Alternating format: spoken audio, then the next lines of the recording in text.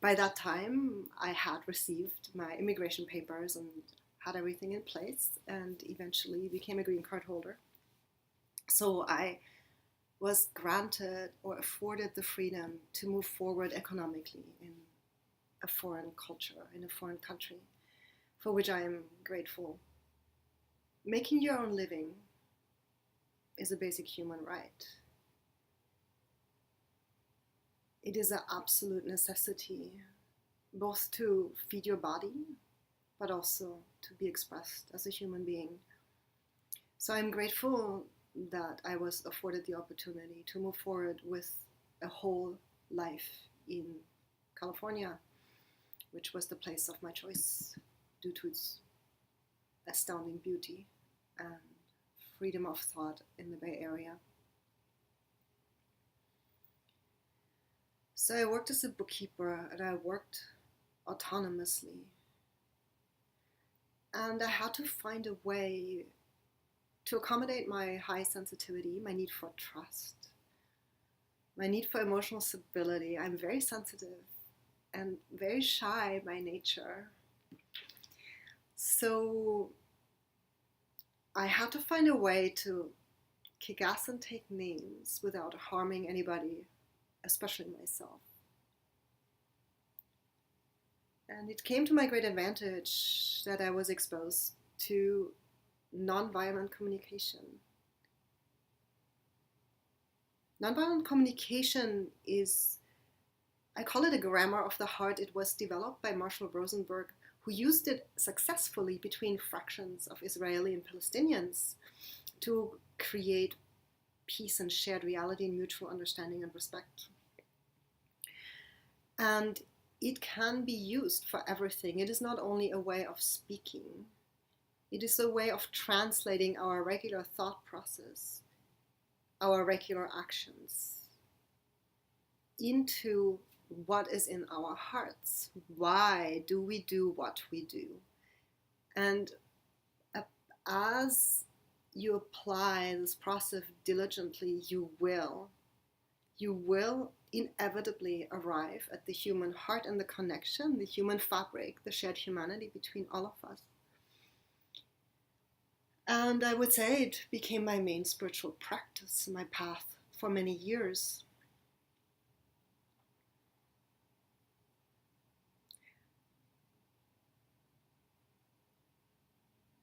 I was married to a special forces veteran from the Vietnam War. He had lost everything due to his trauma, and he was 22 years older, and he had PTSD, bad.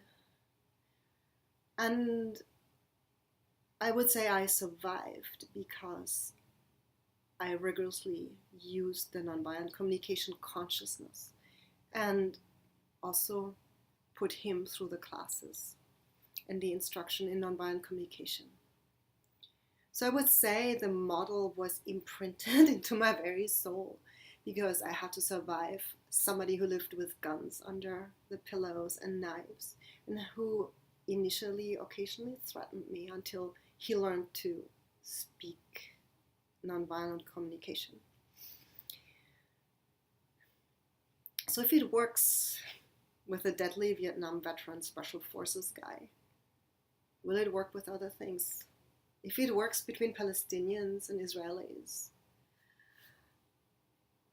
will it work with my relationship with myself? Can I talk to myself about my relationship with money, about my finances, about what other people do to me economically, and how I treat them economically? Can I begin to decipher this and see the shared humanity in it all, globally? All the way up to the highest echelons, the structures by which often many of us feel severely depressed, down to the very bottom of poverty that permeates throughout our planet. Economic poverty.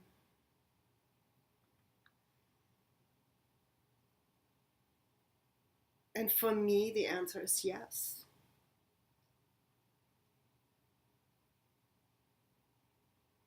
Using The consciousness applying the language, the grammar of the heart as taught by Marshall Rosenberg is a way of uncovering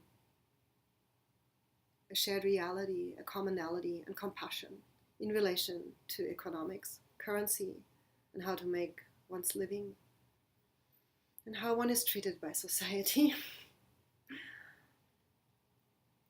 Therefore, my work is not only based on what I learned from the Money Magic Lady, but it is also based on diligently translating every single transaction back to the heart of the matter. And finally,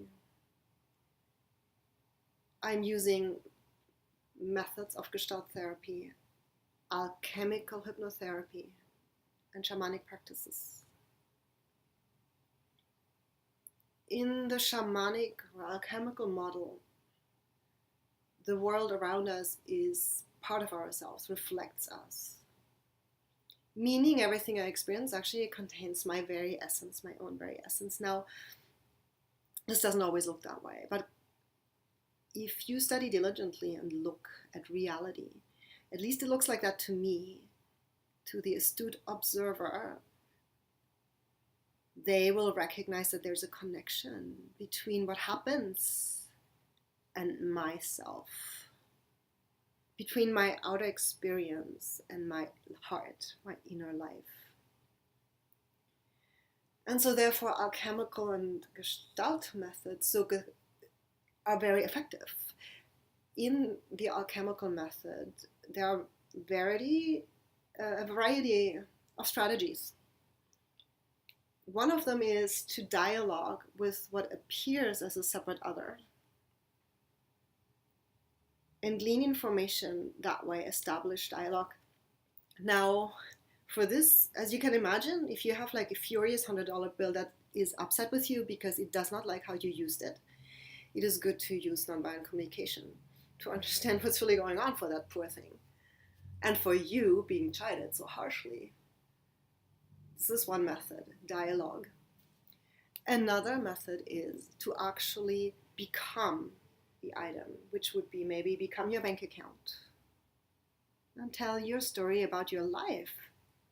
Being Nora Hoffman's bank account. What's that like? Is it fun? Is it interesting? Is it stressful? Does it suck? So on. Yet another very effective method is to use the help of spirit guides, loving, compassionate spirit guides, who bring their wisdom. So in the financial area, of course, this works in every area of our lives, and I work with spirit guides in all areas of my life, and I teach my students about working with spirit guides and using alchemy, using becoming something or dialoguing with it. I teach that throughout. But here we're talking specifically about money. So spirit guides are extremely helpful to offer a new valuable perspective, a larger perspective and insight on our relationship with money, on our finances, on the reason why things are the way they are, why we make money the way we're making it, why there are obstacles, why there is freedom in other areas. What do we bring to the table from other lives, or unconsciously from our parents and so on. So for all of that, spirit guides are wonderful. Another thing is that spirit guides can come and we can go back to incidents that were painful. Clearly, for many of us, our parents were not the best example in relation to money and how they treated us. Some people had good parents. In my case, it was a very mixed bag, and my mother was a little bit of a rageaholic, control freak, bad combination, and she wielded money as a weapon with me, and it was very hurtful, especially being sensitive and shy. It really was difficult, and my sense of self-respect and value plummeted. No matter how good my grades were or how many awards I won as an aspiring violinist, it did not matter. I felt very, very ashamed for myself, of everything I was, every feeling I had, every thought I had, and every imperfection. So for something like that, a spirit guide is really helpful. So in alchemy, especially alchemical hypnotherapy, we develop relationship with loving inner parents and other loving spirit guides. I like to liken them to the forces, the higher forces of our soul, of our consciousness. Such as in Tibetan Buddhism, you may activate a deity, or in Hinduism, although I do not know much about Hinduism, but they have a lot of cool deities. And in Tibetan Buddhism, I know more about that. You use them, you activate the deities and protectors and wisdom and brilliance. And what you activate really is you activate that part of your own consciousness, of your own soul.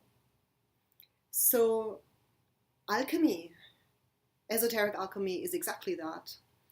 Using the help of loving spirit guides, activating those aspects within yourself, within ourselves, and applying them in our lives. And so to empower our relationship with money, it is extremely helpful to employ the aid of loving guides, both to perform a rescue in a situation that was painful or that currently is painful, as well as for loving nurturance and guidance. Therefore, my work with money mastery from within comprises alchemical methods and nonviolent communication. The basis of money coaching, money magic, is basically alchemical as well. It is alchemical in nature. And so that flows into, I incorporate it into the alchemical work. I like personally the alchemical and nonviolent approach, the focus on that more, because it's more alive and more specific. The money coaching is per se is a model that can take you so far through a particular set of steps, but then in my opinion this is exhausted, versus working with spirit guides and with your own heart, which nonviolent communication does. It is infinite. You can continue to grow infinitely and develop and expand infinitely. So this is my background, and this is what leads me to guide you now toward your own self-discovery and your own self-empowerment in relation to money and everything else. But today we talk about money. Thank you.